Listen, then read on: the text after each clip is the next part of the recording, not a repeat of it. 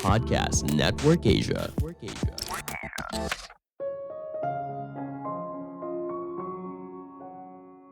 Situasi yang berbeda membutuhkan persona yang berbeda. Namun ini bukan berpura-pura, tapi versi terbaik kita yang terpendam. Halo semuanya, nama saya Michael. Selamat datang di podcast saya, Sikutu Buku. Kali ini saya akan bahas buku The Alter Ego Effect karya Todd Herman. Sebagai informasi, podcast Sikutu Buku sekarang bergabung dengan Podcast Network Asia dan Podmetrics loh. Sebelum kita mulai, buat kalian yang mau support podcast ini agar terus berkarya, caranya gampang banget. Kalian cukup klik follow.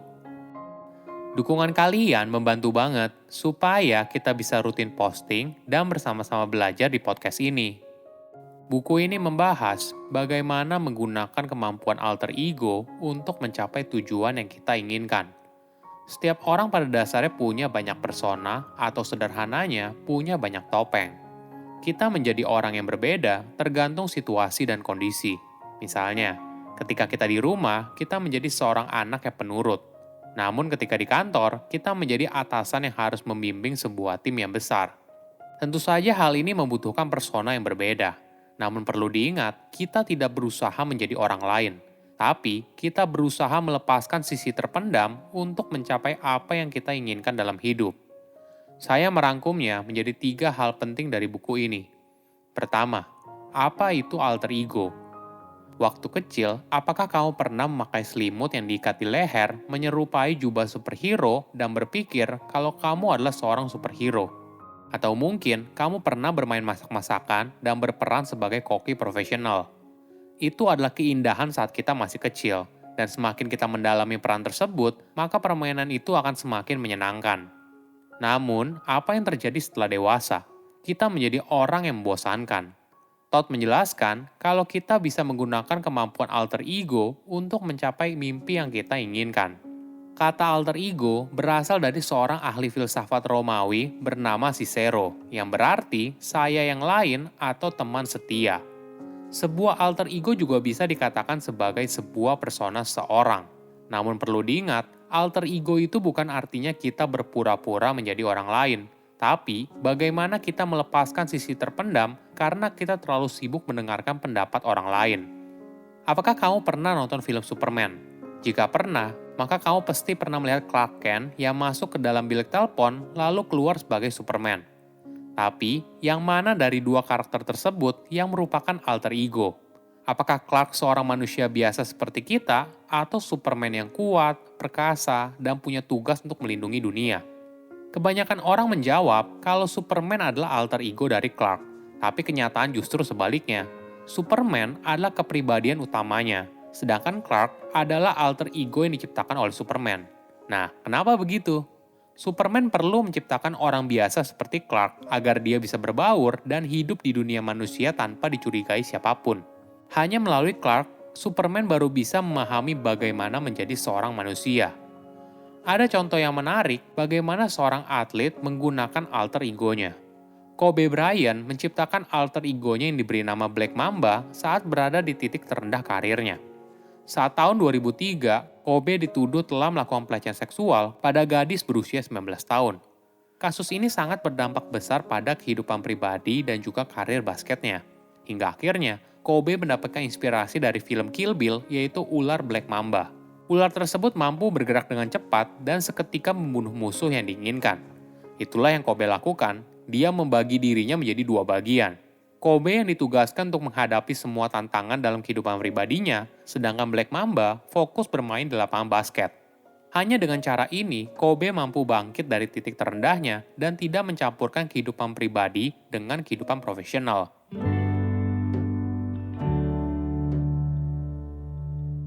Kedua, kekuatan sebuah alter ego.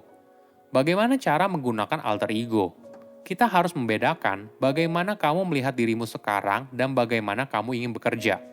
Todd menjelaskan, banyak orang bercerita bagaimana alter ego bisa melindungi mereka, namun baru sadar ternyata alter ego tersebut merupakan diri mereka selama ini atau sosok yang mereka inginkan di masa depan. Riset juga membuktikan manfaat dari berpindah dari satu identitas ke identitas yang lain.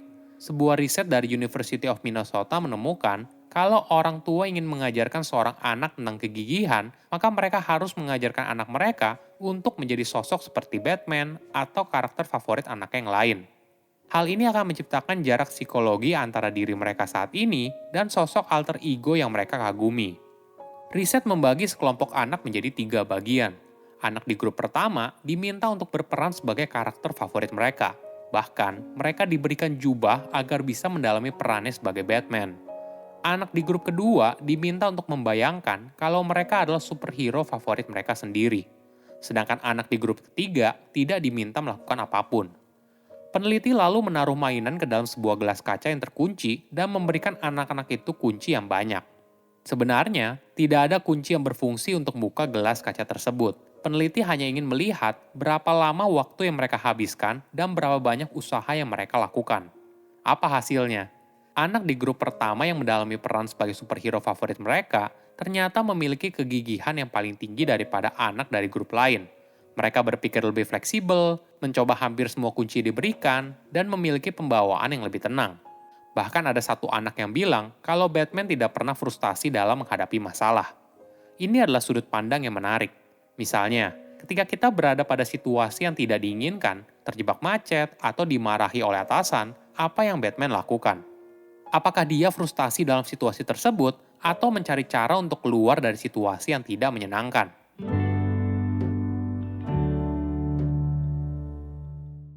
Ketiga, cara alter ego bekerja. Ada fakta yang menarik.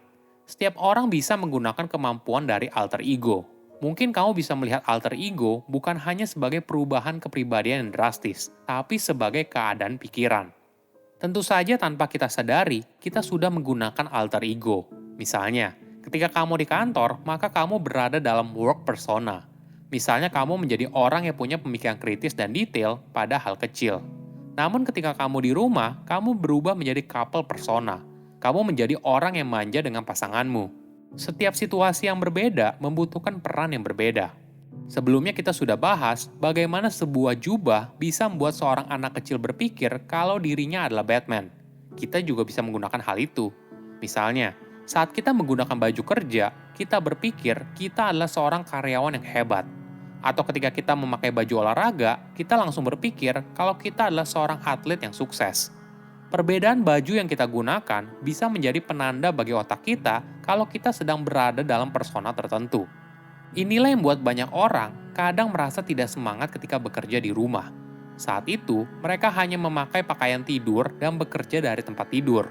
Hal ini membuat otak mereka tidak mengasosiasikan situasi itu dengan bekerja.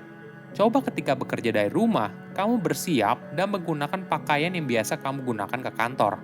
Selain itu, coba cari lokasi untuk duduk nyaman di luar dari tempat tidur, sehingga otak kamu bisa mengasosiasikan kondisi tersebut sebagai bekerja. Alter ego bukan berpura-pura menjadi orang lain, tapi kita melepaskan sisi terpendam dalam diri untuk mencapai tujuan yang kita inginkan. Saya undur diri, jangan lupa follow podcast Sikutu Buku. Bye-bye.